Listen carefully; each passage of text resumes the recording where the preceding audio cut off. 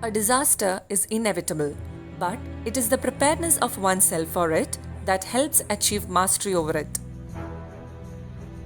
The intractable fear the surgeon faces in the advent of a posterior capsular tear is the sinking of the intraocular lens into the vitreous cavity when trying to place it in the bag. The literature reports the overall incidence of posterior capsular rupture or a PCR is 0.2 to 14%. The various steps in a cataract surgery that can commonly lead to a PC tear are capsulorhexis, hydrodissection, last nuclear fragment phacoemulsification, cortex wash, posterior capsular polishing, IOL placement. Often, a 3-piece lens is chosen for a sulcus placement in the advent of a PCR. As the placement of the lens in the bag always has the risk of IOL draw if not placed with precision. A sulcus placement of a lens is commonly associated with IOL decentration, pupillary optic capture, pupillary block glaucoma, iris strafing and pigment dispersion. Advantages of placing the IOL in the bag are: it is the proper anatomical site. Lens remains well centered and stable. It is near to the nodal point of the crystalline lens. Keeps the IOL away from the iris and cornea, preventing complications. Spherical aberrations are less. So, can we place a lens in the bag in the advent of a PC tear?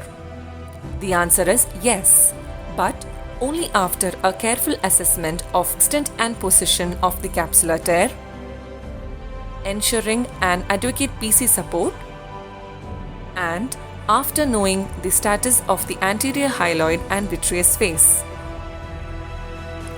We would like to highlight few do's and don'ts that helps achieve in-the-bag IOL placement following a PCR.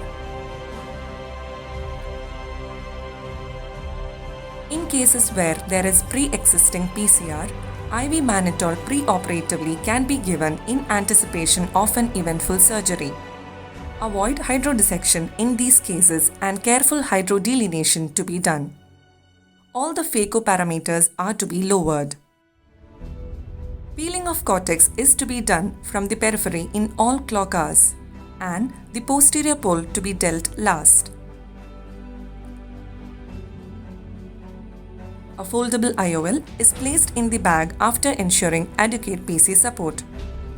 Thorough visco wash to be done.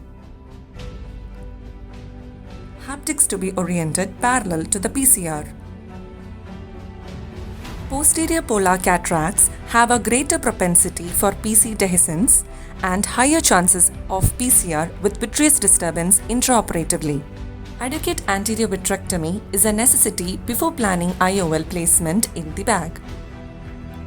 Haptics of the IOL should be oriented in a way parallel to the PCR.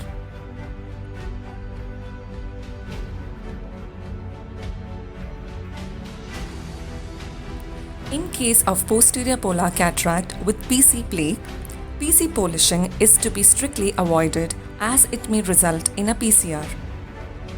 Inadvertent removal of instruments must be avoided to prevent AC collapse and further enlargement of PCR with vitreous prolapse, which is what happened in this case.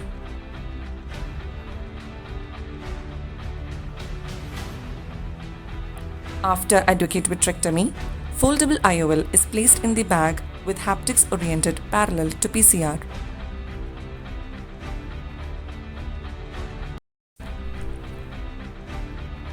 In this case, after initiation of rhexis, Argentinian flag sign was noted, which was converted into a round rhexis with the help of an Utrata forceps. A linear PC tear was observed after last fragment removal. Inject viscoelastic to form the anterior chamber before withdrawal of phaco probe.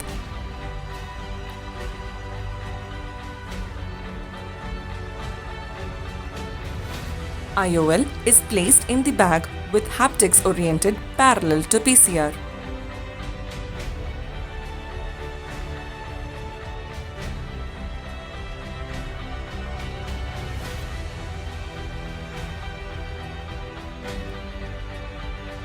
In this case, PC rent occurred as a seculate to rexis extension. Foldable IOL to be placed with haptics oriented parallel to the rexis extension. Relaxing cut 6 clock hours away from the area of extension prevents post-operative capsular fibrosis and IOL decentration.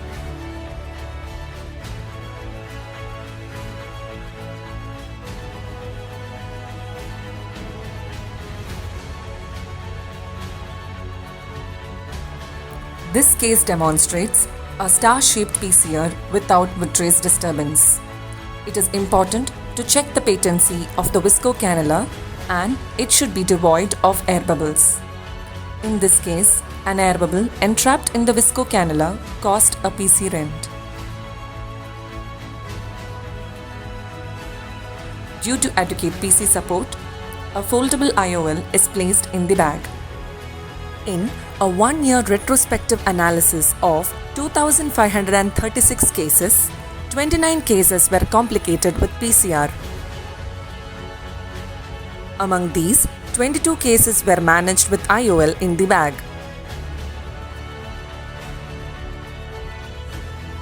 Over a 2-year post-operative follow-up, the IOL was found to be well-centered and stable in all cases. The take-home message is: ensure anterior chamber does not collapse by injecting viscoelastic before removing instruments. Assess the extent of PCR and if adequate posterior capsular support available for haptic placement. An adequate and proper vitrectomy must be done. Viscoelastic should be washed off properly in front of and behind the IOL. Hydrophobic IOLs are ideal for in-the-bag placement following a PCR. In case of linear PCR, haptics should be oriented parallel to the PCR. Let the sky fall. When it crumbles, we will stand tall and face it all together.